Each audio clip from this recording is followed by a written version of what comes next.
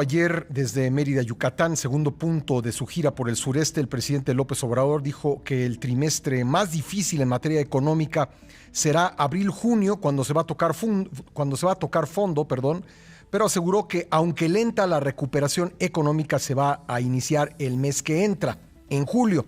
Vamos a hablar al respecto con el doctor José Luis de la Cruz, director del Instituto para el Desarrollo Industrial y el Crecimiento Económico. Doctor, bienvenido al programa, buenos días.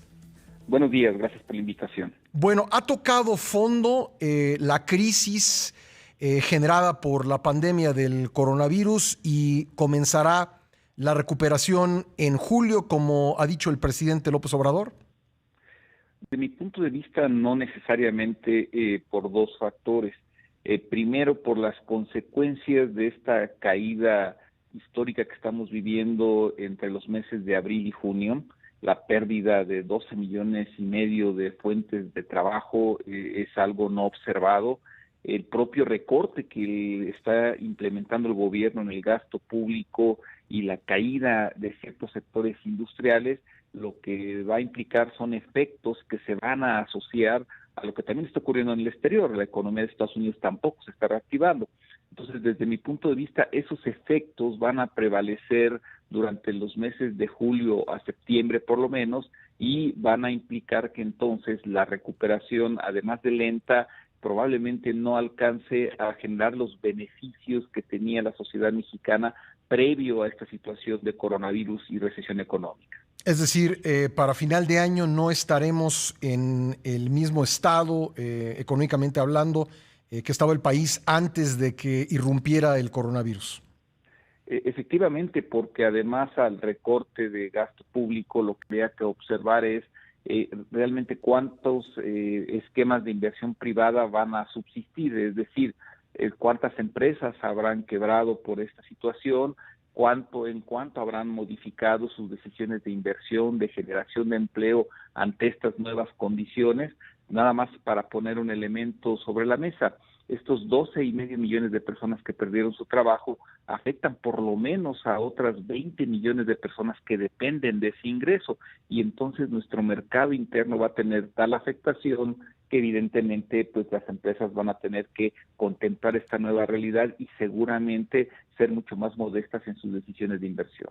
Ayer el presidente en la misma conferencia ponía en duda el dato del INEGI de estas 12.5 millones de personas que se habían quedado sin ingresos en el primer mes pues de la afectación económica por la pandemia de coronavirus. ¿Son datos que sí tienen sustento, doctor?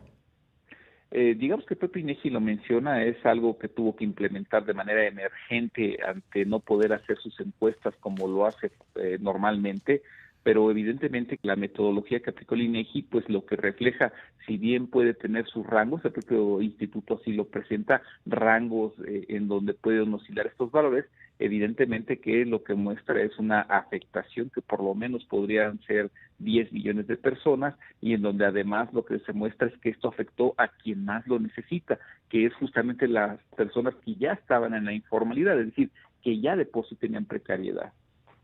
Por otro lado, habló ayer el secretario de Hacienda y se refirió pues a los cálculos de qué forma va a tener el desplome económico, y ahí suele surgir la sopa de letras, que si va a tener forma de V, que si va a tener forma de W, o forma de U, o forma de L, incluso introdujo una forma más, habló de una palomita.